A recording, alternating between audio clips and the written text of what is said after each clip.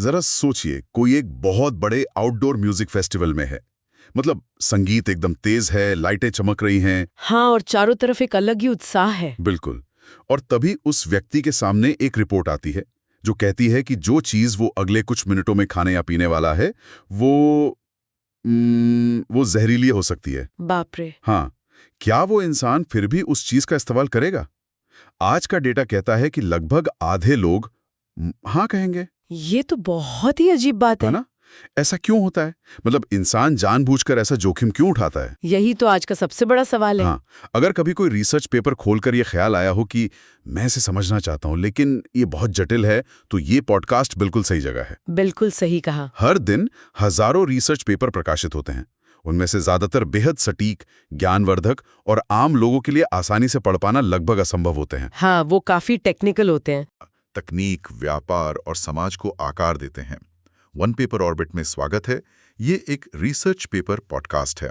यहाँ हम peer review की गई रिसर्च को लेते हैं और बिना किसी अटकल या अतिशयोक्ति के उसे स्पष्ट और सुसंबद्ध बातचीत में बदलते हैं ताकि मूल काम को समझना आसान हो जाए।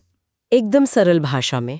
आज की इस डीप डाइव में हम जिस पेपर को डिकोड कर रहे हैं उसके लेखक हैं ए हटन, ए लॉजिक्स, ए विल्सन, पी कारा और जे रैंसे। और इस पेपर का जो टाइटल है वो है recreational drug use and drug checking in outdoor music festival, implications for mass gathering health. हाँ, जिसे 18 फरवरी 2026 को मास गैदरिंग मेडिसिन जर्नल में पब्लिश किया गया है। और ये चर्चा क्रिएटिव कॉमन्स एट्रीब्यूशन 4.0 लाइसेंस के तहत प्रकाशित एक पेपर पर आधारित है। बिल्कुल, मूल लेखकों के पास उनके काम का श्रेय सुरक्षित है।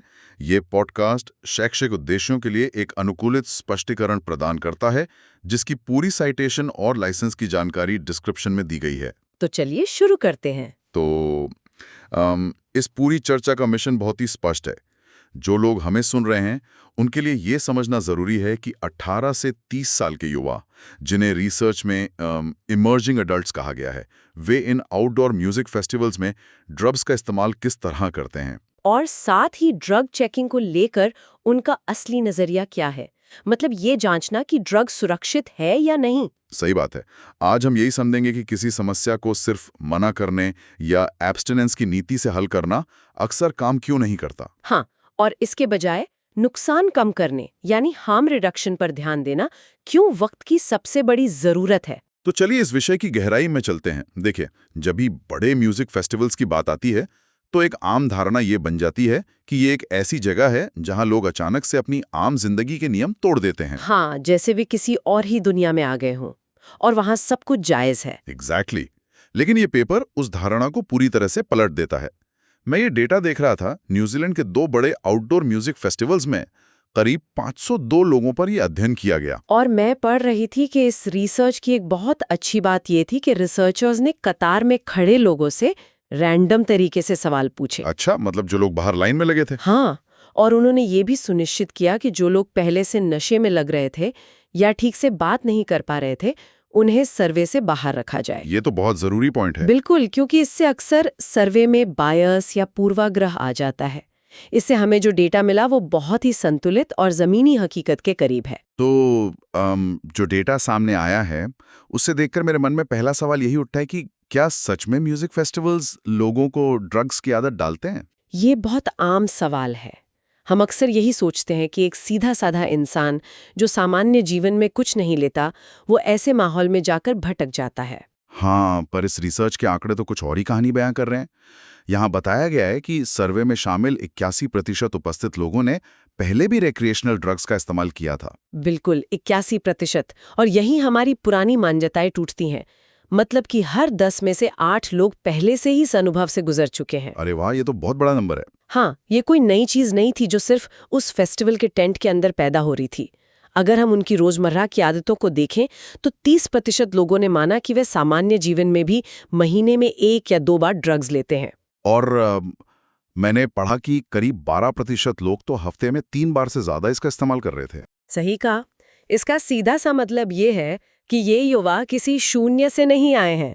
वे अपनी रोजमर्रा की जीवन शैली को ही इन फेस्टिवल्स में लेकर आ रहे हैं। और अगर हम ये देखें कि वे ले क्या रहे हैं, तो MDMA या जिसे आमतौर पर एक्सटेसी कहा जाता है, वो सबसे ऊपर है। हाँ, जिन लोगों ने सिर्फ एक ही ड्रग का इस्तेमाल किया, उनमें से 34.4% ने MDMA ली। और उसके बाद करीब 20% के साथ कैनबिस का नंबर आता है। ये डेटा एक बहुत ही दिलचस्प तस्वीर पेश करता है। बिल्कुल। इसे समझने के लिए एक उपमा लेते हैं। ये ऐसा ही है जैसे लोग अपनी रोजमर्रा की सुबह की कॉफी पीने की आदत को छुट्टियों पर भी साथ ले जाते हैं। ये बहुत सही उदाहरण है। मतलब अगर कोई इंसान किसी हिल स्टेशन पर घूमने जा रहा है, तो इसका मतलब ये नहीं है कि पहाड़ों की ठंडी हवा की वजह से उसे अचानक कॉफी पीने की लत लग गई। हाँ, वो रोज ऑफिस जाने से पहले कॉफी पीता है, इसीलिए पहाड़ों पर भी कॉफी ही ढूंढेगा। एग्जैक्टली। फेस्टिवल इस आदत को पैदा नहीं कर रहा है, ये सिर्फ एक ऐसा वेन्यू है जहां ये आदत एक अलग माहौल में दोहराई जा रही है। आपकी ये कॉफी वाली उपमा स्थिति को बहुत अच्छी तरह से समझाती है, लेकिन इससे जो सबसे बड़ा सबक निकल कर आता है वो पॉलिसियों से जुड़ा है। पॉलिसियों से कैसे? देखिए, दशकों से हमारी नीतियां इस बात पर टिकी रही हैं कि हम इन युवाओं को ड्रग्स लेने से कैसे रोकें या फेस्टिवल में ड्रग्स की एंट्री कैसे बंद करें। हाँ, जिसे जीरो टॉलरेंस कहते हैं। बिल्कुल। लेकिन जब डेटा चीख चीख कर कह रहा है कि 81% लोग वैसे भी इसका इस्तेमाल कर चुके हैं, तो सिर्फ मना करने की नीति पूरी तरह फेल हो जाती है। तो फिर हमें क्या करना चाहिए? जब हमें पता है कि लोग ऐसा करेंगे ही, तो ध्यान इस बात पर होना चाहिए कि इस व्यवहार से होने वाले नुकसान को कैसे कम किया जाए। यही हार्म रिडक्शन का मूल सिद्धांत है, राइट? एकदम सही। ये मानता है कि मानव व्यवहार को पूरी तरह नियंत्रित नहीं किया जा सकता, इसलिए सुरक्षा के जाल बिछाना ज्यादा समझदारी है। तो मतलब लोग अपनी आदतें घर से ला रहे हैं और नीति निर्माताओं को ये बात मान लेनी चाहिए। लेकिन यहीं से इस रिसर्च का एक और बहुत बड़ा सवाल पैदा होता है। वो क्या? अगर ये लोग इतने ही अनुभवी हैं, तो उन्हें ये भी अच्छी तरह पता होगा कि इन चीजों में मिलावट होती है। बाजार में कोई क्वालिटी कंट्रोल तो है नहीं। सही बात है, कोई गारंटी नहीं होती कि आप क्या ले रहे हैं। तो क्या वे अपनी सुरक्षा को लेकर गंभीर हैं? क्या वे ये चेक करते हैं कि जो वे लेने वाले हैं वो सुरक्षित है? यहाँ रिसर्च का डेटा बहुत निराश करता है। 81.6% लोगों ने फेस्टिवल में आने से पहले अपनी ड्रग्स की जांच की ही नहीं। 81.6%? ये तो बहुत ज्यादा है। हाँ, और सिर्फ 18.3% लोगों ने नो योर स्टफ एनजी जैसी किसी संस्था की टेस्टिंग सर्विस का इस्तेमाल किया। अब मुझे यहाँ थोड़ा संशय हो रहा है। मतलब अगर किसी व्यक्ति से कहा जाए कि उसके स्काई डाइविंग पैराशूट में कोई छेद हो सकता है, तो वो कूदने से पहले उसे 10 बार चेक करेगा? बिल्कुल करेगा, जान का सवाल जो है। तो फिर ऐसी चीज के साथ इतनी भारी लापरवाही क्यों बढ़ती जा रही है, जो सीधे शरीर के खून में मिल रही है? जान जाने का डर तो हर चीज से बड़ा होना चाहिए ना? ये सवाल बहुत स्वाभाविक है, लेकिन मानव मनोविज्ञान हमेशा तार्किक तरीके से काम नहीं करता है। मतलब लोग डरते नहीं हैं? डरते हैं, लेकिन कारण अलग है। सर्वे में 31% लोगों ने कहा कि वे अपने दोस्तों की बातों पर भरोसा करते हैं कि ये सुरक्षित है। अच्छा, दोस्तों पर अंधा विश्वास। और 24% लोग इसलिए बेफिक्र रहते हैं क्योंकि उन्होंने इसे पहले भी खरीदा है। जैसे कि अपने डीलर पर उनका कोई अटूट विश्वास हो। बिल्कुल। लेकिन जो सबसे बड़ा और सबसे अहम कारण सामने आया, वो स्वास्थ्य या भरोसे से जुड़ा हुआ नहीं था। तो फिर क्या था? 41% लोगों ने कहा कि वे ड्रग टेस्टिंग इसलिए नहीं कराते क्योंकि उन्हें संभावित कानूनी कार्रवाई या पुलिस का डर होता है। रुको, ये मुझे कुछ हजम नहीं हुआ। हाँ, ये थोड़ा अजीब लगता है सुनने में। अगर इंसान को पता है कि गलत ड्रग लेने से उसकी जान जा सकती है, तो क्या वो डर पुलिस के चालान या गिरफ्तारी के डर से छोटा हो गया? ये कैसे मुमकिन है?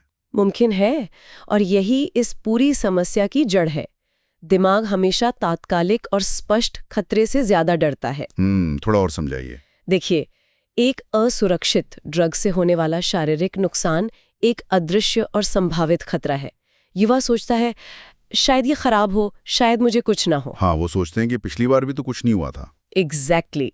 लेकिन पुलिस का टेंट, गिरफ्तारी, करियर का बर्बाद होना, ये सब बहुत ही ठोस और निश्चित खतरे हैं। अब समझ में आया। लोगों के दिमाग में ये बात बैठ गई है कि टेस्टिंग टेंट में जाते ही वे रडार पर आ जाएंगे। ये पुलिस का खौफ उनकी स्वास्थ्य सुरक्षा पर भारी पड़ जाता है। नतीजा ये होता है कि जिस सिस्टम को लोगों की जान बचाने के लिए बनाया गया था, वही सिस्टम अपने सख्त नियमों के कारण लोगों को अंधेरे में जोखिम उठाने के लिए मजबूर कर रहा है। बिल्कुल सही कहा आपने। ये तो बहुत ही अजीब और दुखद स्थिति है। मतलब सिस्टम ने ड्रग्स को खतरनाक घोषित कर रखा है, लेकिन जब कोई नागरिक जिम्मेदारी दिखाते हुए चेक करना चाहता है तो उसे अपराधी मान लिया जाता है। हाँ, और यही विरोधाभास है। खैर, चलिए थोड़ी देर के लिए मान लेते हैं कि कोई जादुई छड़ी घुमाई जाए और पुलिस का डर पूरी तरह हटा दिया जाए। ठीक है, मान लेते हैं। अगर लोगों को पूरी आज़ादी मिले कि वे अपने ड्रग्स टेस्ट करा सकें और बिना किसी डर के नतीजे मिल जाएं, तो क्या वे सच में अपना मन बदलते हैं? यहाँ ये रिसर्च अपने सबसे दिलचस्प मोड़ पर पहुंचती है। हाँ, ये डेटा का सबसे अहम हिस्सा है। जब ड्रग्स की जांच की गई और नतीजे आए कि कोई ड्रग जोखिम भरा या थोड़ा जोखिम भरा है, तो 55.8% लोगों ने कहा कि वे इसे नहीं लेंगे। ये एक बहुत अच्छी खबर है। ये बताता है कि सही जानकारी होने पर आधे से ज्यादा लोग सही फैसला लेते हैं।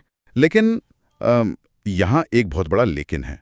44.2% लोगों ने कहा कि जोखिम जानने के बावजूद वे उस ड्रग का इस्तेमाल करेंगे। और डेटा के नजरिए से देखें तो ये कोई तुक्का नहीं है। ये एक पक्का पैटर्न है कि लोग जानबूझकर खतरे को गले लगा रहे हैं। ये देखकर तो गहरी हैरानी होती है। ये तो बिल्कुल ऐसा हुआ कि किसी ने फ्रिज से दूध का पैकेट निकाला। अच्छा। हाँ, उस पर साफ साफ लिखा है कि यह एक्सपायर हो चुका है, उसमें से अजीब सी बदबू भी आ रही है, लेकिन इंसान फिर भी उसे पी लेता है क्योंकि उसे हर हाल में मिल्क शेक चाहिए। मिल्क शेक वाली ये उपमा मजेदार है, लेकिन इस मामले में ये पूरी तरह से सटीक नहीं बैठती। ऐसा क्यों? क्योंकि खराब दूध आप पी ही नहीं सकते। उसकी बदबू और स्वाद इतना खराब होगा कि आपका शरीर उसे तुरंत बाहर कर देगा। हाँ, वो तो है। लेकिन एक रिस्की ड्रग के साथ ऐसा नहीं है। उसमें कोई बदबू नहीं आ रही होती है, खतरा तुरंत नजर नहीं आता, वो अदृश्य होता है। अच्छा, इसीलिए लोग वो जोखिम उठा लेते हैं। हाँ, और इसके पीछे एक बहुत बड़ा मनोवैज्ञानिक कारण है, जिसे हम संक कॉस्ट फैलेसी कहते हैं। Sunk cost fallacy? ये क्या होता है? इसे सरल भाषा में समझे। एक युवा ने 5,000 रुपए का टिकट खरीदा है। वो 100 किलोमीटर दूर सफर करके इस फेस्टिवल में आया है। हाँ, और उसने दोस्तों के साथ योजना भी बनाई है। बिल्कुल। और उस ड्रग के लिए वो पहले ही अच्छे खासे पैसे दे चुका है। राइट। अब अगर टेस्टिंग टेंट में पता चलता है कि ड्रग थोड़ा जोखिम भरा है, तो उसका दिमाग उस खतरे को नजरअंदाज करके पैसे वसूलने की जिद पर अड़ जाता है। ओह, मतलब उसे लगता है कि अगर उसने इसे फेंक दिया तो उसका पैसा और ये पूरी रात बर्बाद हो जाएगी। एग्जैक्टली। इसके साथ ही माहौल का उत्साह और दोस्तों का दबाव भी उस पल के फैसले को प्रभावित करता है। ये संक कॉस्ट फैलेसी वाला पॉइंट बहुत ही तार्किक लगता है। मतलब एकदम लॉजिकल है। जब इंसान किसी चीज में इतना निवेश कर चुका होता है तो पीछे हटना मुश्किल हो जाता है। हाँ, यही इंसानी फितरत है। तो इसका मतलब ये हुआ कि सिर्फ टेस्टिंग सुविधाएं दे देना ही कोई रामबाण इलाज नहीं है। बिल्कुल नहीं। ये डेटा हमें एक बहुत कड़वी सच्चाई बताता है कि जानकारी देना लड़ाई का सिर्फ आधा हिस्सा है। तो बाकी का आधा ऐसा क्या है? जो लोग जोखिम उठाने का फैसला कर चुके हैं, उनके लिए हमें टेस्टिंग के बाद का इंफ्रास्ट्रक्चर तैयार करना होगा। मतलब अगर वे रिस्की ड्रग ले रहे हैं तो फेस्टिवल के अंदर मेडिकल टेंट होने चाहिए। हाँ, और ऐसी शांत जगह होनी चाहिए जिन्हें चिल आउट जोन कहा जाता है, जहां वे जाकर आराम कर सकें। और मुफ्त पानी की लगातार सुविधा होनी चाहिए ताकि डिहाइड्रेशन से बचा जा सके। बिल्कुल। अगर किसी को घबराहट हो रही है या तबीयत बिगड़ रही है, तो उसे बिना किसी पुलिस या डर के तुरंत मेडिकल मदद मिलनी चाहिए। हार्म रिडक्शन का असली मतलब यही है कि आप उस इंसान को मरने के लिए उसके हाल पर ना छोड़ें। इसी बात पर मुझे इस रिसर्च का एक और बहुत ही शानदार पहलू याद आ रहा है। वो है जानकारी का फैलना। हाँ, वो नेटवर्क वाला हिस्सा। सर्वे में 85.9% लोगों ने कहा कि वे अपने टेस्टिंग के नतीजे अपने दोस्तों के साथ साझा करेंगे, चाहे बातचीत करके या टेक्स्ट मैसेज के जरिए। ये पेयर नेटवर्क या दोस्तों का नेटवर्क इस पूरी हार्म रिडक्शन रणनीति का एक बहुत शक्तिशाली हथियार है। अच्छा, इसे कैसे इस्तेमाल किया जा सकता है? हम इसे कम्युनिटी रेजिलियंस कह सकते हैं। होता यह है कि युवाओं का ये समूह एक दूसरे की बहुत परवाह करता है। हाँ, वो आपस में बहुत जुड़े होते हैं। अगर एक व्यक्ति ने अपना ड्रग चेक कराया और उसे पता चला कि बाजार में जो नया बैच आया है वो खतरनाक है, तो वो चुप नहीं बैठता। वो तुरंत अपने व्हाट्सएप ग्रुप में ये खबर फैला देता है। बिल्कुल। ये पीयर टू पीयर कम्युनिकेशन किसी भी आधिकारिक चेतावनी से ज्यादा तेजी से काम करता है। पुलिस की बात को शायद वे नजरअंदाज कर दें, लेकिन अपने दोस्त की चेतावनी को वे गंभीरता से लेते हैं। तो अगर हम उन्हें टेस्टिंग की सुविधा देकर सही जानकारी सौंप दें तो वे खुद ही एक मजबूत सुरक्षा चक्र बना लेते हैं। एग्जैक्टली। तो अब तक के इस विश्लेषण में हमने समस्या की जड़ को देख लिया, कानून के डर को समझ लिया और इस अजीबोगरीब व्यवहार के पीछे के मनोविज्ञान को भी जान लिया। हाँ, हमने काफी पहलुओं पर बात की है। अब सबसे जरूरी हिस्से पर आते हैं, समाधान। अगर फेस्टिवल के बाहर टेस्टिंग पूरी तरह काम नहीं कर रही है तो ये रिसर्च क्या रास्ता सुझाती है? यहाँ सर्वे का एक आंकड़ा हर शंका को दूर कर देता है। 97% उपस्थित लोगों का मानना है कि ड्रग चेकिंग की सुविधा हर आउटडोर म्यूजिक फेस्टिवल के अंदर होनी चाहिए। 97%? हाँ, मतलब लगभग हर कोई यही चाहता है। हाँ, रिसर्च भी पूरी दृढ़ता से यही सिफारिश करती है कि टेस्टिंग सर्विस को फेस्टिवल के बाहर रखने के बजाय आयोजन स्थल के ठीक बीचों बीच स्थापित किया जाना चाहिए, जिसे पेपर में ऑन साइट इंटीग्रेशन कहा गया है। लेकिन मैं ये समझना चाहता हूँ कि ये ऑन साइट होने से जमीन पर क्या बदलाव आएगा? देखिए, ऑन साइट इंटीग्रेशन पूरे गेम को बदल सकता है।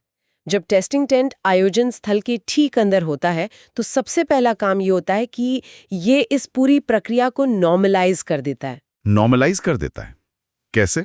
जब युवा देखते हैं कि ये टेंट बिल्कुल फर्स्ट एड या पानी के टेंट की तरह ही है और वहां जाने पर कोई उन्हें पकड़ने नहीं आ रहा है, तो उनका डर काफी हद तक खत्म हो जाता है। अच्छा, मतलब एक सेफ स्पेस बन जाता है। हाँ, दूसरा बड़ा फायदा ये है कि ये उन लोगों के लिए भी उपलब्ध हो जाता है जो आखिरी समय में मूड बनाते हैं या जिन्हें फेस्टिवल के अंदर ही किसी से ड्रग्स मिल जाते हैं। सही बात है, अगर सुविधा बाहर है तो अंदर पहुंच चुके लोग उसका इस्तेमाल नहीं कर पाएंगे। इसके अलावा रिसर्च ये स्पष्ट रूप से रेखांकित करती है कि ऐसी नीतियां न सिर्फ युवाओं की जान बचाती है बल्कि हमारे पूरे हेल्थ केयर सिस्टम को बचाती हैं। वो कैसे? अगर कोई व्यक्ति अंदर ही चेक करा लेता है या तबीयत बिगड़ने पर वहीं चिल आउट जोन में आराम कर लेता है, तो आसपास के अस्पतालों के आपातकालीन विभागों पर अचानक से पड़ने वाला भारी दबाव रुक जाता है। लेकिन देखिए, ये सब कहने और कागज पर पढ़ने में जितना आसान लगता है, असल जिंदगी में से लागू करना उतना ही मुश्किल है। हाँ, चुनौतियां तो हैं। इसके लिए पुलिस, इवेंट के आयोजक और स्वास्थ्य कार्यकर्ताओं को अपना अहंकार और पुरानी नीतियां छोड़कर एक साथ मेज पर आना होगा। और ये तब तक संभव नहीं है जब तक हम समाज के नजरिए में एक बुनियादी बदलाव न लाएं। बिल्कुल, जब तक हम इन युवाओं को अपराधी की नजर से देखते रहेंगे,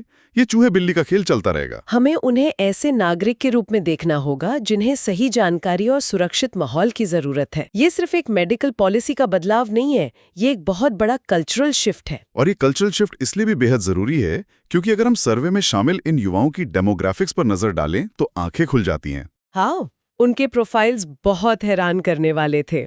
इनमें से 31% छात्र थे, 25.8% प्रोफेशनल थे और करीब 23% लोग ट्रेड या निर्माण कार्यों से जुड़े हुए थे। ये कोई समाज से कटे हुए लोग नहीं हैं, ये मुख्य धारा के नागरिक हैं जो सोमवार से शुक्रवार तक कड़ी मेहनत करते हैं और फिर वीकेंड पर थोड़ा आराम या मनोरंजन तलाशते हैं। इनकी सुरक्षा कोई किनारे का मुद्दा नहीं है, ये पब्लिक हेल्थ का एक बहुत बड़ा मुद्दा है। बिल्कुल, अगर इन्हें कुछ होता है तो उसका सीधा असर समाज और अर्थव्यवस्था पर पड़ता है। एक बहुत ही शानदार नजरिया है।